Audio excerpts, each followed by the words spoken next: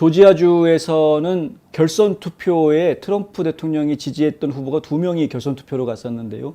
한 명은 그 유명한 누굽니까? 버넌 존스, 흑인 원래 민주당 주 하원의원이었는데 트럼프 대통령을 지지하면서 민주당 탈당하고 공화당으로 당적을 옮겨서 공화당 주지사 선거에 출마했다가 뭐 나중에 의견 조절이 좀 생기면서 연방 하원 선거에 갔었죠. 그런데 결국은 떨어졌습니다.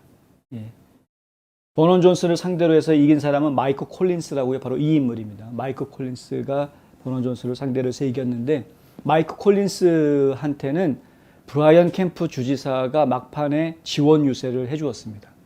그러니까 브라이언 캠프의 효과로 콜린스가 당선이 된 그런 상황이다 이렇게 볼 수 있고요. 조지아주에서는 트럼프의 입김보다는 지금 브라이언 캠프의 입김이 더 크게 작용하는 모습을 이번에 보여줘서 좀 생각을 좀 하게 하는 그런 상황이 나왔습니다. 그리고 또 한 명 저희 뉴스 브리핑과 인터뷰에 있었던 제이크 에반스라는 후보, 젊은 후보인데 아직 나이가 젊기 20대이기 때문에 뭐 앞으로 더 미래가 창창하긴 합니다만은 지금 미치 매코넬을 상대로 결국은 패했고요. 미치 매코넬이 이번에 제6선거구 연방하원 6선거구에서 일단은 승기를 잡았는데 연방하원 6선거구는 지금 공화당 표가 더 많이 나오는 지역으로 이 구조가 되어져 있기 때문에 리치 매코넬이 그대로 지금 연방하원 의원이 될 가능성이 매우 높습니다. 뭐 마찬가지로 지금 마이크 콜린스도 마찬가지로요. 여기가 10선거구인데 10선거구도 마찬가지로 공화당원이 많기 때문에 연방 하원에 당선될 가능성이 매우 높다 이렇게 보고 있습니다. 특히 리치 매코넬 같은 경우에는 2년 전에는 트럼프 대통령의 지지를 받았던 인물입니다. 근데 2년 전에 공화당 후보가 돼서 그래서 본선거에 나갔다가 캐롤린 볼도라는 민주당 후보한테 패하죠. 그래서 민주당 후보한테 패해서 되돌아온 후보였고요. 근데 지금 다시 출마한 겁니다. 지난번에 패했지만 다시 출마한. 근데 재미있는 것은 지난번에 패했던 그 선거 때문에 많은 사람들이 오히려 알고 있더라라는 것이죠. 인지도가 매우 높았다. 이것이 이제 이번 선거에서 이기게 된 결정적인 원인이 아니냐라는 분석이 지금 나오고 있습니다.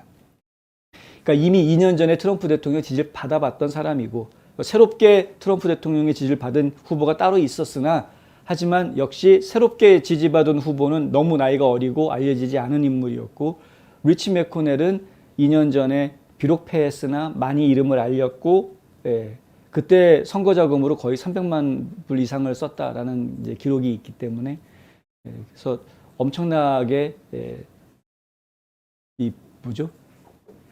출혈을 해가면서 선거에서 진 그런 케이스였어서 2년 전에 뿌린 씨를 이제 거두는 그런 모습을 지금 보게 됐다. 트럼프 대통령 입장에서는 조지아주가 매우 원망스러울 것 같습니다. 총 13명을 지지를 해주었는데 그중에 7명이 승리하고 6명이 패하는 그런 결과를 가져왔고요. 그래도 승리한 사람이 더 많습니다. 패한 사람보다는. 하지만 하여간 조지아주는 트럼프 스타일로 가려고 하지는 않는다라는 것을 저희가 지금 보고 있고요. 하여간 좀 관심 있게 좀 지켜봐야 할 부분 중에 하나여서 계속 말씀을 드리긴 합니다만은 잘 가고 있는 건지 아닌지는 솔직히 잘 모르겠다. 하지만 뭐 그렇다고 그래서 지금 민주당의 스테이시 에이브람스가 주지사가 되게 해야 되는가? 그거는 또 아니죠.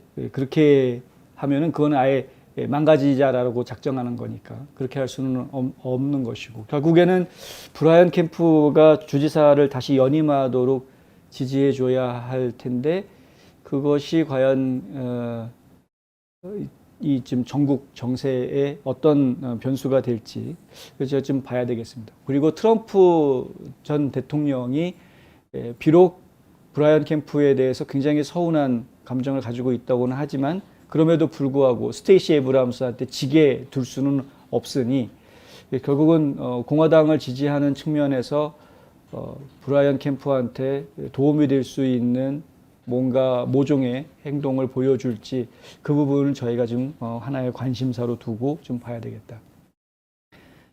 지금 조지아주에서는 기본적으로 2020년에 부정선거가 있었다라는 것에 대한 인식은 있습니다만은 하지만 그 부정이 그렇게 큰 부정이 아니다라는 주장이 지금 라펜스퍼거 국무장관한테 계속해서 나오고 있고 그 라펜스퍼거 국무장관의 주장을 지금 브라이언 캠프 주지사는 여과 없이 받아들이고 있는 것으로 그렇게 분석이 되고 있고요.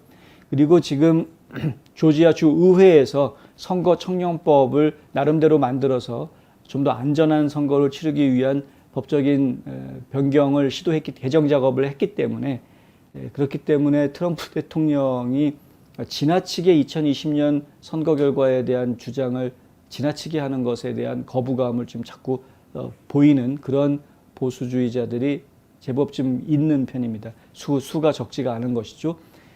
그걸 저희가 조금 좀 깊이 생각해야 될 부분인 것 같다.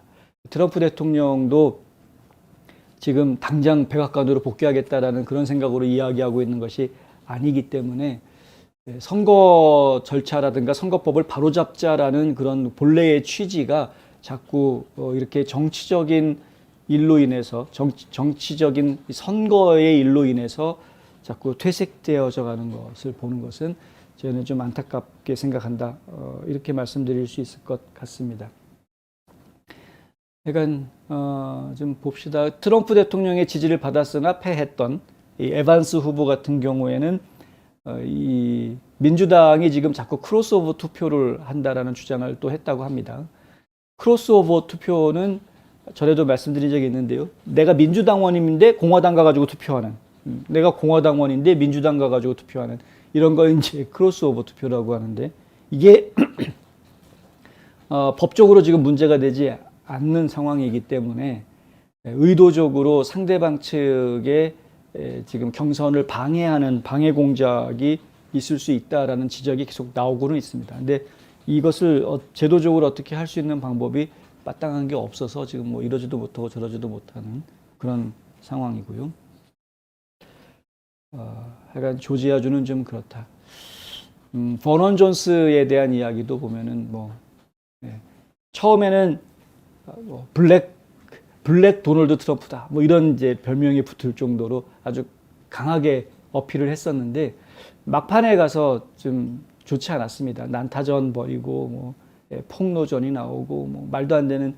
그러니까 버넌 존스가 이 마이크 콜린스 보고 니네 아버지 원래 민주당 출신 아니냐 이런 얘기를 하고 막 이랬었기 때문에. 근데 따지고 보면 버넌 존스 본인도 민주당 출신인데 따지고 보면 그러니까 이런 좀 막판에 좀 이렇게 뭐라 그러죠? 구석으로 몰리면서 그러면서 이제 좀 좋지 않은 모습을 보여주었던 것들이 결국에는 본인한테 해가 되는 그런 모습들이었다.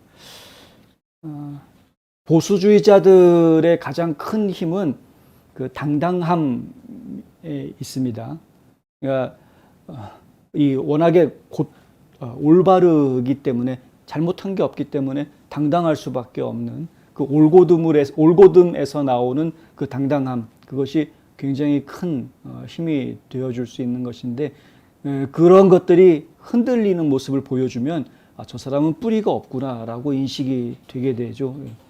그런 부분도 우리가 좀 생각을 좀 잘 해봐야 되겠다. 하여튼 조지아주는 트럼프 대통령한테는 매우 씁쓸한 지역이 되어버렸다. 하지만 그럼에도 불구하고 조지아주의 또 다른 보수주의자들이 지금 계속 힘을 발휘하고 있는 상황이니까 좀 더 지켜봐야 되겠다 하는 것이고요.